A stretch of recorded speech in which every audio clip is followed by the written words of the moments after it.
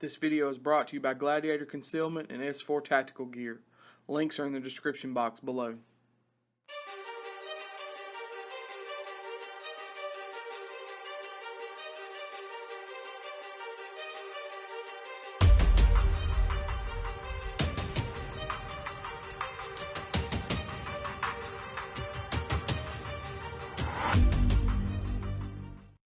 What's up, guys? It's Michael and Kyle with AKM Tactical. We appreciate y'all watching. We want to take a few minutes today and talk to y'all about lethal force encounters. Kyle had a guy talk to him and told him this really awesome story about a lethal force encounter that he was in. And I'm not going to take up any more of Kyle's time because he's the one to talk to him. So yeah, I've been thinking about doing this video for a while. I met this guy, and yeah, you know, I guess the point of this being that, you know, lethal force encounters are, you know, times where people have to use their gun. Maybe nobody dies, but they're not that uncommon. And I mean, this is just a guy I ran into. Anyways, I'd seen him a few nights in a row, and then he just kind of brought it up and just kind of volunteered all this information. Of course, when he started talking about it, then, you know, I kind of asked some questions because, I mean, it was interesting to me. And I actually, as soon as he got done talking, I sat down and I took notes on all of it. And actually, that's what I have, like, in front of me is my notes from talking to him. And the reason I thought it was worthy of sharing with y'all is he said some really, like, key things. Like, at the time, whenever I met this guy, I had just got back from TAC Response. And he was saying, and this guy's never had any formal training, but he was echoing some of the things that our instructors were telling us, you know, over, you know, at TAC Response. So, anyways, let's talk about his encounter. He was working a pipeline, and 3 guys came into his trailer. He was like a manager or something. Came in his trailer and just commenced beating the crap out of him. Now, these guys were wearing steel-toe boots and kicking him in the head. I mean, that can kill you. Yeah. And actually, anytime you're outnumbered, you know, as long as you didn't escalate it, you didn't do something to start the confrontation, if you're defending yourself and you're outnumbered too, somebody's jumping you, like that here in Louisiana anyways, is grounds for using lethal force. Yep. Because if you get knocked out, and I mean, you can't defend yourself, so they can stomp your head in. I mean, you know. That's right. But anyways, 3 guys attacked him. They were kicking the crap out of him, and he went for his gun, which was a High Point, by the way. That's just what he had, High Point 9mm, loaded with FMJs. He went for his gun. I don't know if it was in the drawer, you know, or something, or if he actually had it on him. I doubt he had it on him. He went for the gun. Did not have a round in the chamber. And when he grabbed the gun, he tried to shoot it. Of course, it didn't go off. And him and another guy started fighting with it. Well, whenever he was fighting with a guy over the gun, the guy had this. And he said he shoved it like that, and it jerked back. So he charged the gun with the guy's hand, pulled back, and ripped a round off. And the round hit one of the guys. It was an FMJ. It went in the guy's thigh, like right above the knee. And I don't know. He says he only fired 1 shot. Reports say a little bit different. Said there's multiple shots fired. But anyways, long story short, he severed the guy's femoral artery, and he bled out right there in that trailer and died. He was in another state when this happened, so law enforcement came and they picked him up just because he was a flight risk because he lived out of state. So they picked him up, kept him in prison or in jail for 3 days. The legal battle itself took 29 days, 26 days, 29 days. Yeah, he was acquitted. And he was acquitted of all charges at that point.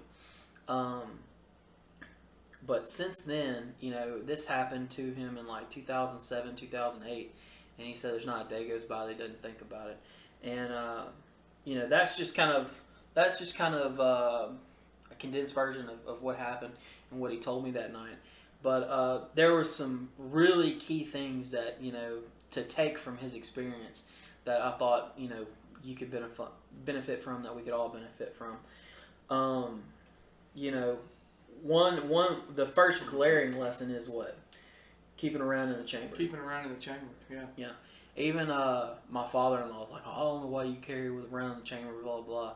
Well, this is why, because you know, in the thick of things, you really don't. You don't have time to No, worry. and you're not going to think about it. You're just going to pull it out and try to get it working, and then your gun's not going to work. Yeah.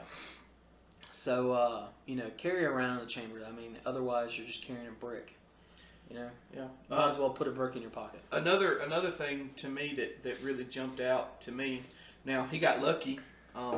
He got very lucky. I mean, hands down, the guy's here because of luck. But and the will to fight, the will to survive.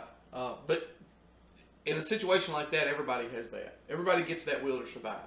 It's a fight or flight thing. And well, some people cower though. They do cower, but at the same time, if there's 3 guys jumping you, yeah. You're not going to just lay there and take a beat until you die. Yeah. You're just not going to. You're not wired that way. Even things that run eventually will fight. When there's no more run to run, they will fight. Yeah. He got very lucky, but he was carrying he had a High Point, which is a single stack gun. I don't think High Point even makes a double stack gun.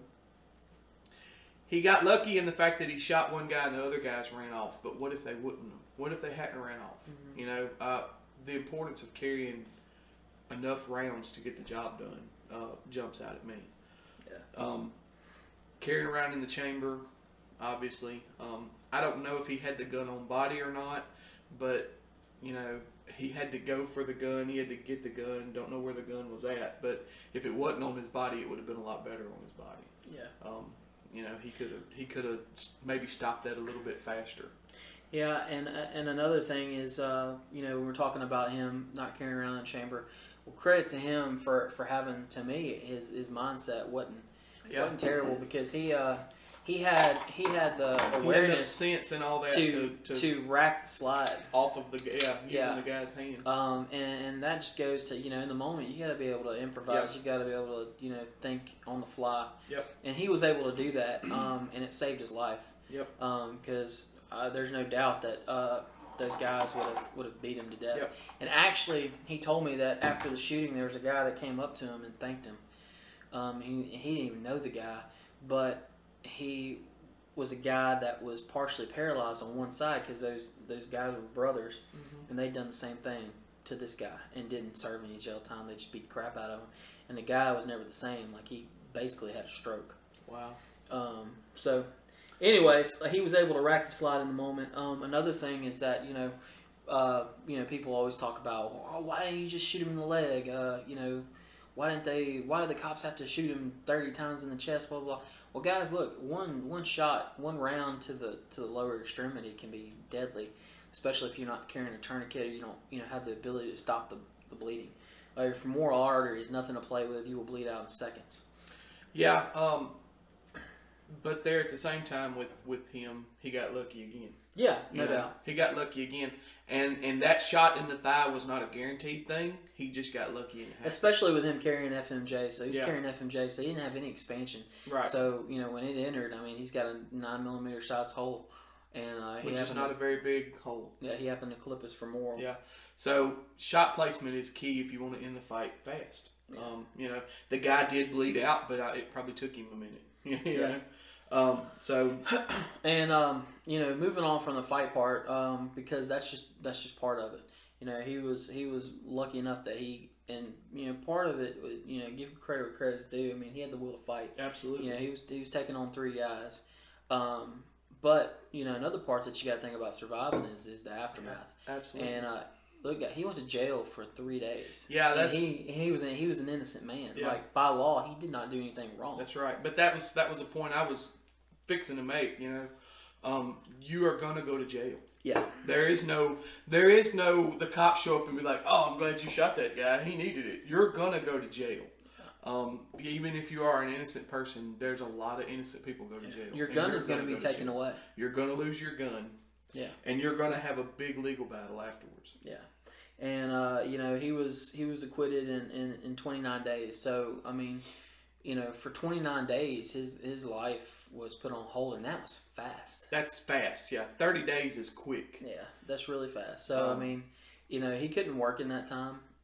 He couldn't provide for his family, so that's another thing you got to think about. You got to, and you got to have some money set aside, just for an emergency, for a rainy day. What if you get sick? But but in his case, he couldn't work because he might not have been able to work after that. I don't know. I don't know what his company policy was. I don't know if he got fired for having a gun, on the premises. Who knows? In just the mental capacity to be able to say, okay, I'm all right. I'm ready. I can go back to work. Yeah. I mean, he may have had some issues with that. I know that you said it he happened had some on problems with yeah. PTSD. PTSD is a legit thing, and he very, very easily could have had the mental problems where he couldn't go back to work right off the bat. And this guy told me that he spent over $100,000 in legal fees. Yeah.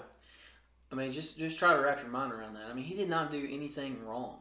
He still had to pay for it, though. Yeah, and he still had to pay for it. So think about that. Another thing that he told me he had to deal with, since then is just rumors. A lot of times, and I'm not gonna bash people who have lost loved ones. Yep. But the perp's family, if you happen to kill that perp, or even if the perp goes to jail, if anything happens to that family member, what they're going to do is they're going to go back and justify it. I cannot stand when you have, somebody that was beating a cop up or went for a cop's gun, and the cop does the right thing and shoots him and kills him, and then they interview the families on TV, and then it's ridiculous. What do you think they're going to say? And they're going to defend their loved one. It's like when someone dies, say you knew this guy who was, he wasn't a saint, he was probably doing drugs and whatever, and he dies. Well, the family kind of turns him into a saint. That's just a way of coping. But if you kill somebody, you got to realize that in their minds, you're going to be the villain. That's right. Even if you know you had to do that to save your own life, you got to be ready to deal with that, because it is not a natural thing for us to take somebody else's life. Mm-hmm. And one thing that helps us deal with that is to know that we did the right thing. But you're going to meet opposition that's going to make you out to be a murderer. Yep. Basically. And you're going to have to deal with that mentally. That was also part of his legal battle. He said he was trying to keep them from slandering him. Yeah, well, and not just the victims of the family of the perps, or whatever, however you want to call it. Not just the family members of the person that you shot, but I mean the community. People in the community will hear the story, and they'll take it and go, they'll go run with it, and they'll make things up, and they'll say things that's not true. And everybody has an opinion on it when they're not the ones that experienced it. That's just life, no matter what you do. Yeah.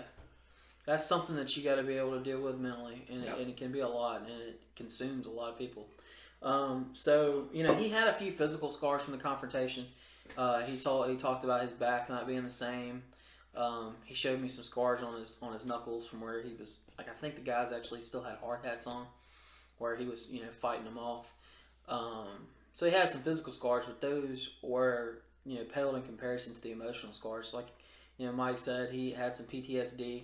He was married. He since remarried. Divorced and remarried. But he said that in the middle of the night he would have dreams about fighting this guy that he killed. He was fighting him, and he'd wake up and he was fighting his wife. Yeah. I mean, yep. You can't blame a woman for wanting to leave or not being able to handle that. Yeah. Yeah. You can't blame anybody. No. So, I mean that's something that you have to deal with. Yeah.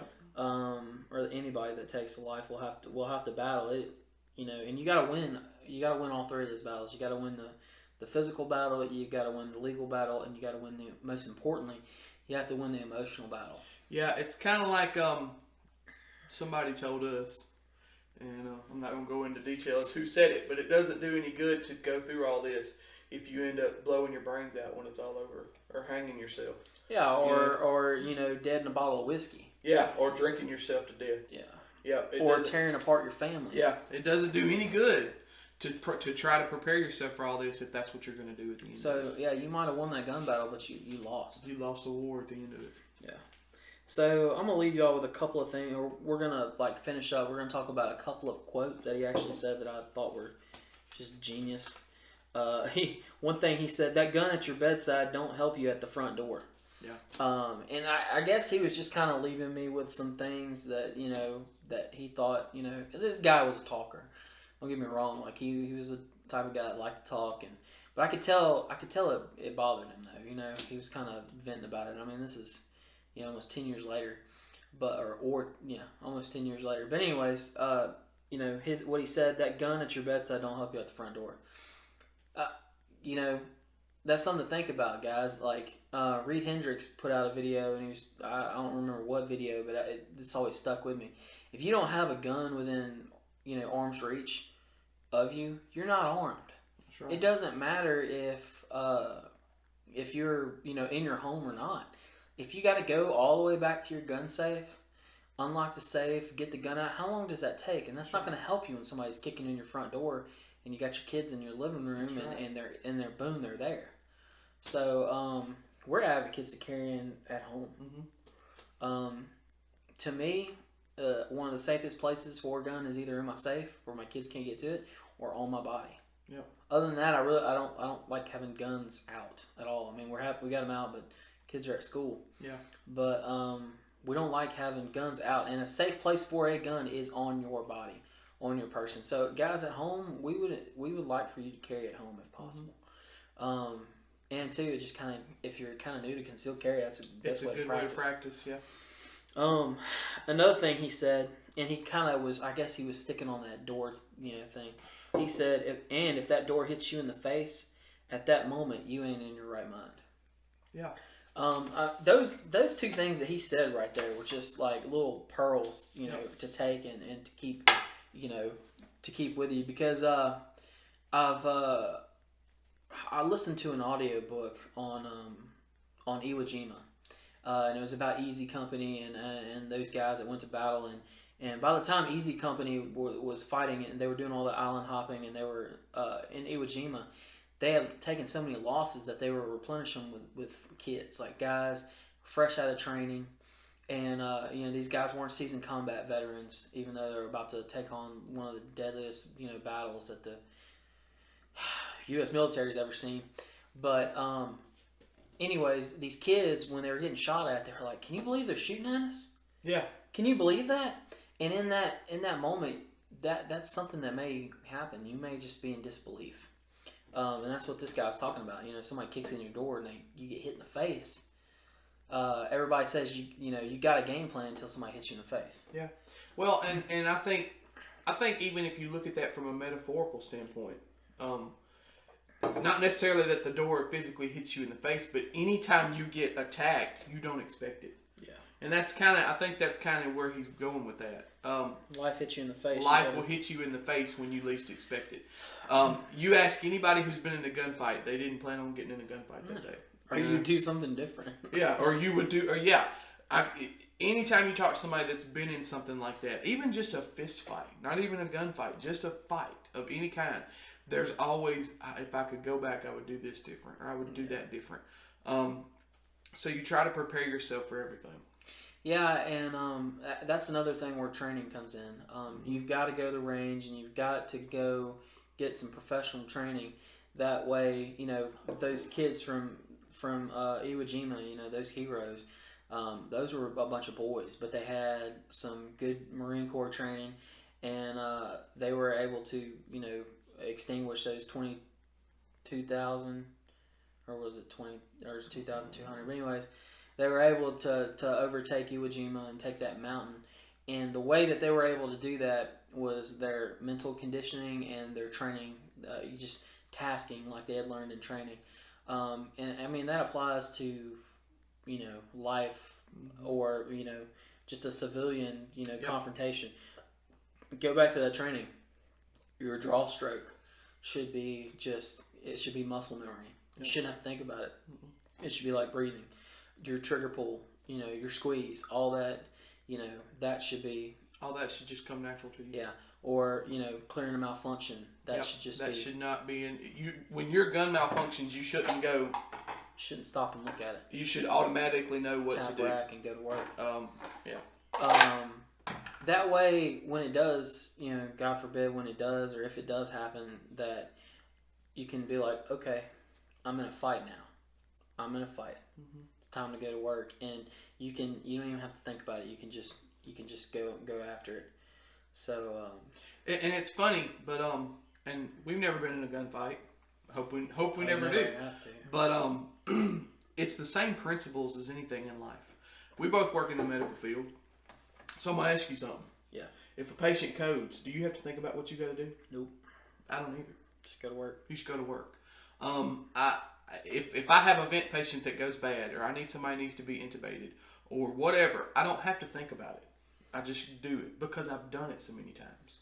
Yeah. And it's funny, but it's true. I've worked traumas, I've worked car wrecks, I've worked gunshots, I've worked that kind of stuff, and it's amazing how when it happens, you just go into autopilot.